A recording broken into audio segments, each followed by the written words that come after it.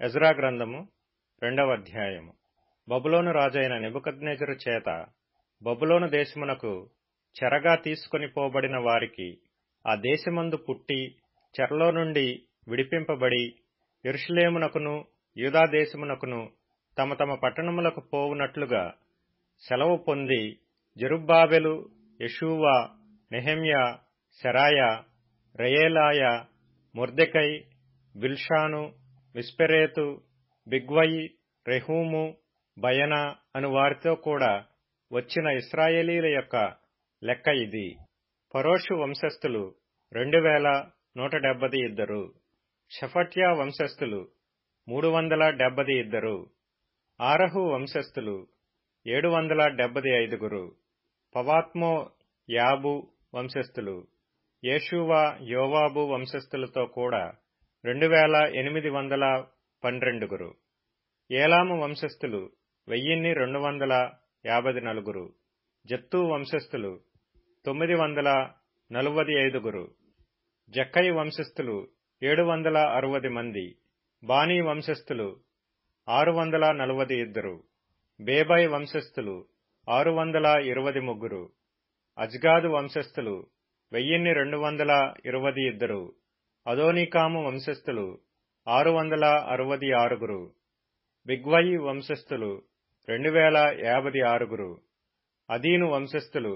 454, ఆటేరు వంశస్థులు హిజ్కియాతో కూడా 98, బెజయి వంశస్థులు 323, యెరా వంశస్థులు 112, హాషుము వంశస్థులు 223, గిబ్బారు వంశస్థులు 95, బెత్లెహేము వంశస్థులు 123, నెటోపా వంశస్థులు 56, అనాతోతు వంశస్థులు 128, అజ్మావెతు వంశస్థులు 42, కిర్యాతారీము, కెఫీరా, బెయేరోతు అనువారి వంశస్థులు 743, రామా గెబా అనువారి వంశస్థులు 621, మిక్మషు వంశస్థులు 123, బేతేలు హాయి మనుషులు 222, నెబో వంశస్థులు 52,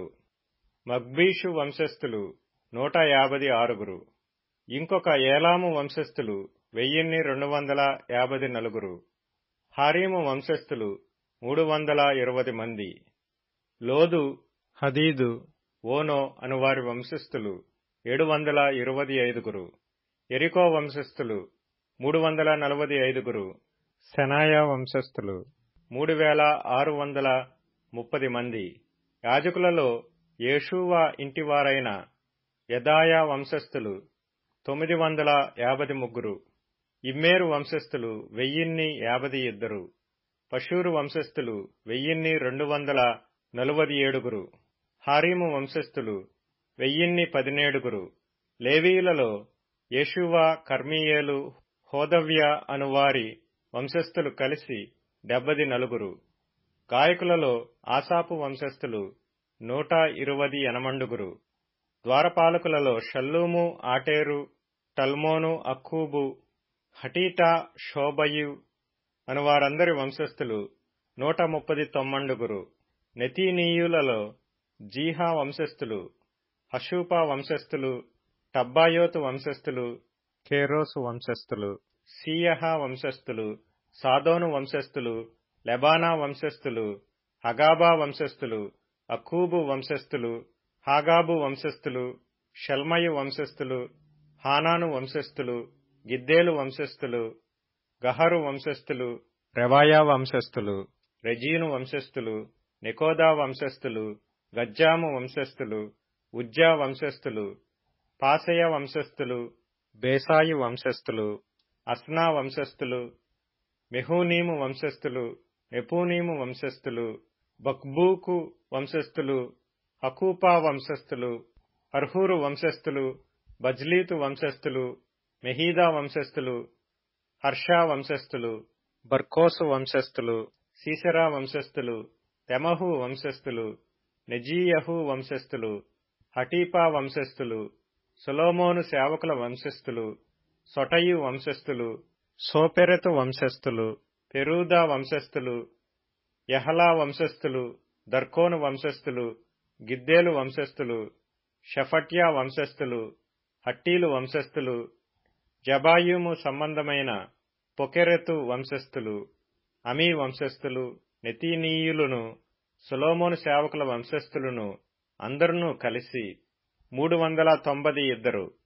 మరియు తెల్మెలహు, తేల్హర్ష, కెరూబు, అద్దాను, ఇమ్మేరు అను స్థలములలో నుండి కొందరు వచ్చిరి.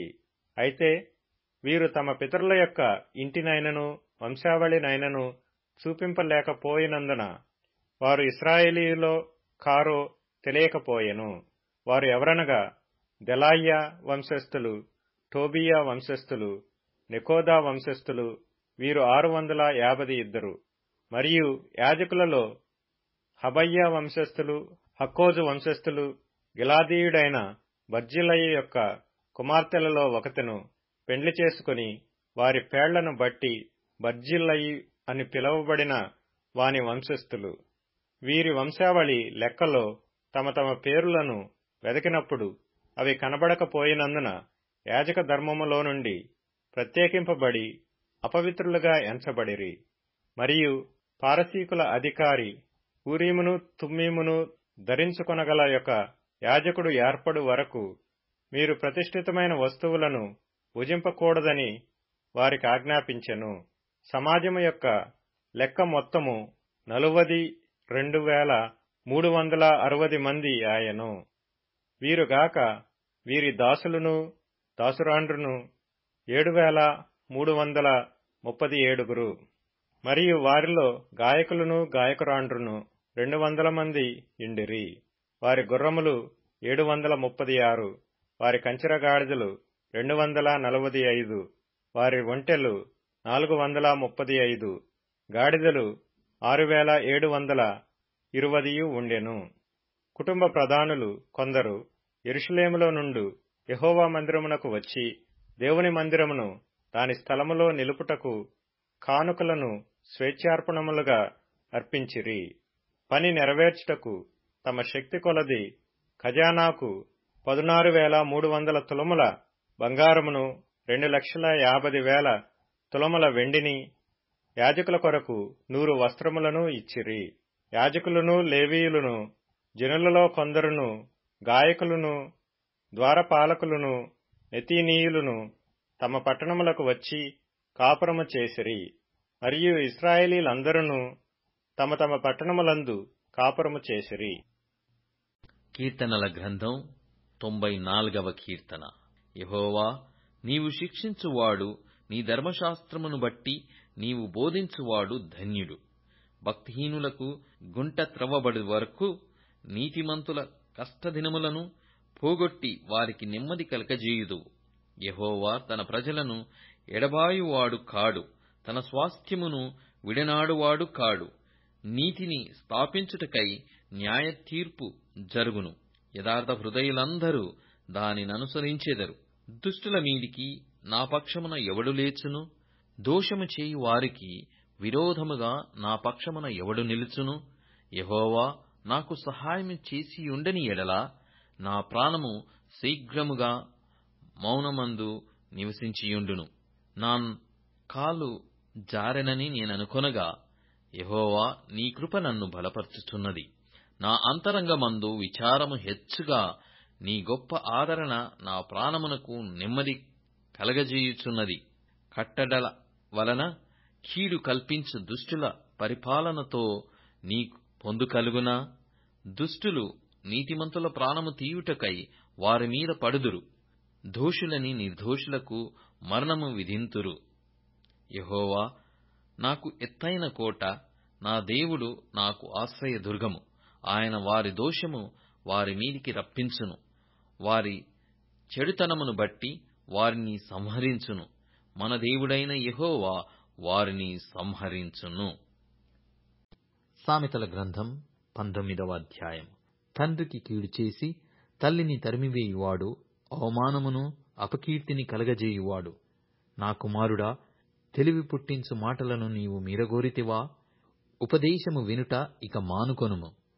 రోమియోలకు వ్రాసిన పత్రిక 4వ అధ్యాయము. కాబట్టి శరీరము విషయమై మన మూల పురుషుడగు అబ్రహామునకేమి దొరికెనని అందుము. అబ్రహాము క్రియల మూలముగా నీతిమంతుడని తీర్చబడిన ఎడల అతనికి అతిశయ కారణము కలుగును గాని అది దేవుని ఎదుట కలుగదు.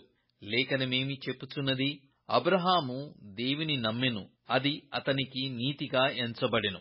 పనిచేయువానికి జీతము రుణమే గాని దానమని ఎంచబడదు. పని చేయక భక్తిహీనుని నీతిమంతునిగా తీర్చువానియందు విశ్వాసముంచువానికి వాని విశ్వాసము నీతిగా ఎంచబడుచున్నది. ఆ ప్రకారమే క్రియలు లేకుండా దేవుడెవనిని నీతిమంతుడుగా ఎంచునో ఆ మనుష్యుడు ధన్యుడని దావీదు కూడా చెప్పుచున్నాడు. ఎలాగనగా, తన అతిక్రమములకు పరిహారము నొందినవాడు, తన పాపమునకు ప్రాయశ్చిత్తము నొందినవాడు ధన్యుడు. ప్రభువు చేత నిర్దోషి అని ఎంచబడినవాడు ధన్యుడు. ఈ ధన్యవచనము సున్నతి గల వారిని గూర్చి చెప్పబడినదా? సున్నతి లేని వారిని గూర్చి చెప్పబడినదా? అబ్రహాము యొక్క విశ్వాసమతనికి నీతి అని ఎంచబడెను అనుచున్నాము గదా. మంచిది. అది ఏ స్థితియందు ఎంచబడెను? సున్నతి కలిగి ఉండినప్పుడా, సున్నతి లేనప్పుడా? సున్నతి కలిగి ఉండినప్పుడు కాదు, సున్నతి లేనప్పుడే. మరియు సున్నతి లేని వారైనను నమ్మిన వారికందరికీ అతడు తండ్రి యగుట వలన వారికి నీతి ఆరోపించుటకై అతడు సున్నతి పొందక మునుపు తనకు కలిగిన విశ్వాసము వలననైన నీతికి ముద్రగా సున్నతి అను గుర్తు పొందెను. మరియు సున్నతి గల వారికిని తండ్రి యగుటకు, అనగా సున్నతి మాత్రము పొందినవారుగాక మన తండ్రి అయిన అబ్రహాము సున్నతి పొందక మునుపు అతనికి కలిగిన విశ్వాసము యొక్క అడుగుజాడలను బట్టి నడుచుకొనిన వారికి తండ్రి యగుటకు అతడు ఆ గురుతు పొందెను. అతడు లోకమునకు వారసుడగునను వాగ్దానము అబ్రహామునకైనను అతని సంతానమునకైనను ధర్మశాస్త్ర మూలముగా కలుగలేదు గాని విశ్వాసము వలననైన నీతి మూలముగానే కలిగెను. ధర్మశాస్త్ర సంబంధులు వారసులైన ఎడల విశ్వాసము వ్యర్థమగును, వాగ్దానమును నిరర్థకమగును. ఎలాగనగా, ధర్మశాస్త్రము ఉగ్రతను పుట్టించును, ధర్మశాస్త్రము లేని ఎడల అతిక్రమమును లేకపోవును. ఈ హేతువు చేతను ఆ వాగ్దానము యావత్ సంతతికి, అనగా ధర్మశాస్త్రము గలవారికి మాత్రము కాక అబ్రహామునకున్నట్టి విశ్వాసము గలవారికి కూడా దృఢము కావలెనని కృపననుసరించినదై యుండునట్లు అది విశ్వాసమూలమైనదనియు.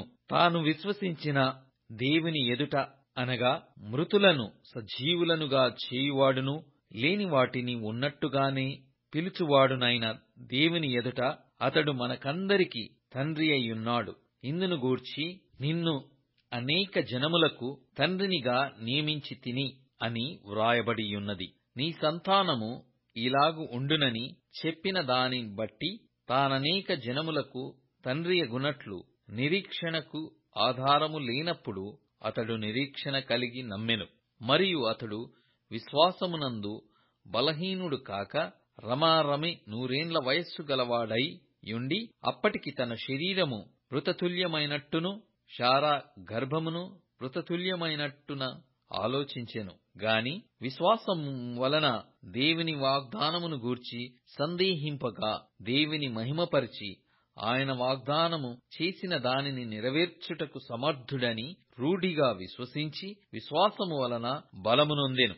అందుచేత అది అతనికి నీతిగా ఎంచబడెను. అది అతనికి ఎంచబడెనని అతని నిమిత్తము మాత్రమే కాదుగాని మన ప్రభువైన యేసును మృతులలో నుండి లేపిన వానియందు విశ్వాసముంచిన మనకును ఎంచబడునని మన నిమిత్తము కూడా వ్రాయబడెను. ఆయన మన అపరాధముల నిమిత్తము అప్పగింపబడి మనము నీతిమంతులముగా తీర్చబడుటకై లేపబడెను.